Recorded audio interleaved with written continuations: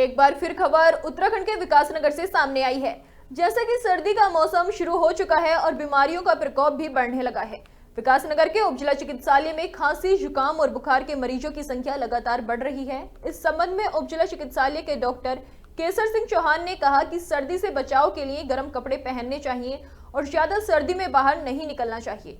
उन्होंने लोगों को सर्दी से बचाव के उपाय के प्रति सतर्क रहने की सलाह दी। मतलब आपके के चलते हुए बीमारियों का कैसे ध्यान रखा जाए और क्या क्या बीमारी आ रही है सर? मौसम में जो बदलाव हो रहा है उसमें सब आजकल जो ज़्यादा मरीज हैं वो है खांसी, जुकाम का, जिन्हें वायरल ज़्यादा है और यही थोड़ी लापरवाही होने के बाद ये वायरल जो है ये एलर्जी ब्रोंकाइटिस में कन्वर्ट हो रहा है। बड़ों में ज़्यादा ब्रोंकाइटिस हो रही है, छोटे बच्चों में भी ये रेस्पिरेशन इन्फेक्शन की चालू ले रही है। इसमें ज़्यादा उल्टी दस्त के भी बच्चे में